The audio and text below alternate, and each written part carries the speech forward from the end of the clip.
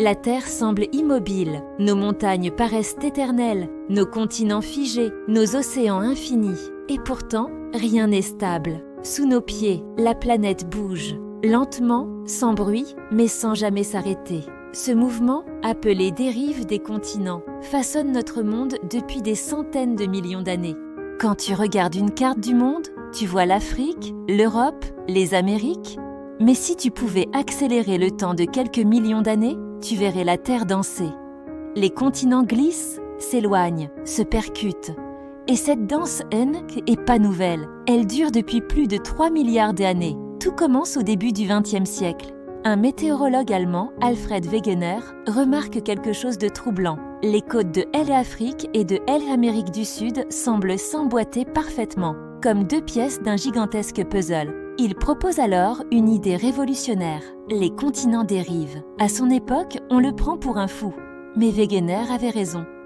Les preuves s'accumulent. Des fossiles identiques retrouvés sur plusieurs continents séparés par des océans, des chaînes de montagnes qui se prolongent d'un continent à l'autre, des roches polaires en Afrique et des traces tropicales en Arctique. Tout cela n'avait qu'une seule explication. La Terre bouge. Mais comment un continent peut-il se déplacer ? Sous la croûte terrestre se trouve le manteau, une couche épaisse de roches en fusion partielle. Cette matière chaude, en mouvement constant, crée de lentes circulations appelées convection mantélique. C'est un peu comme une soupe qui chauffe. Le bas monte, le haut descend. Ces mouvements exercent une pression énorme sur la croûte terrestre, faisant glisser les continents comme des radeaux à la surface d'un océan de roches. La surface de la Terre est découpée en une douzaine de plaques tectoniques. Elles s'ajustent, se frottent, s'écartent, se heurtent. Et ce sont ces interactions qui créent les montagnes, les tremblements de terre, les volcans et même les océans.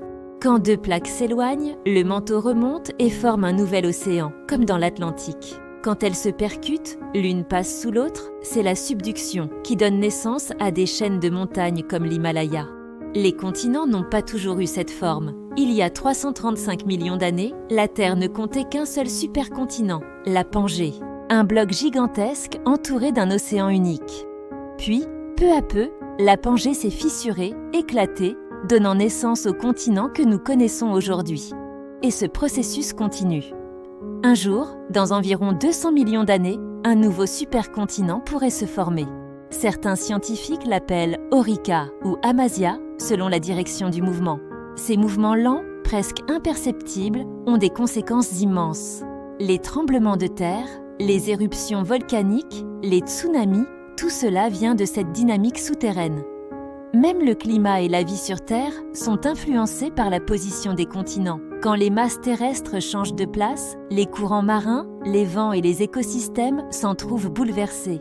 Imagine, Afrique et Europe fusionnant pour créer une nouvelle chaîne de montagnes au cœur de la Méditerranée, l'Australie rejoignant l'Asie, l'Atlantique se refermant lentement et un nouveau continent géant se formant à nouveau. La Terre n'est pas un monde figé, c'est un organisme vivant, en perpétuelle métamorphose. La dérive des continents nous rappelle une vérité fondamentale. Nous ne sommes que des passagers de la planète, des témoins d'un mouvement qui nous dépasse. Les continents bougent à la vitesse de nos ongles qui poussent, et pourtant, ils façonnent le visage du monde. Alors, la prochaine fois que tu regarderas une carte, souviens-toi, ce que tu vois, n'y est qu'une photo instantanée dans un film qui dure depuis des milliards d'années.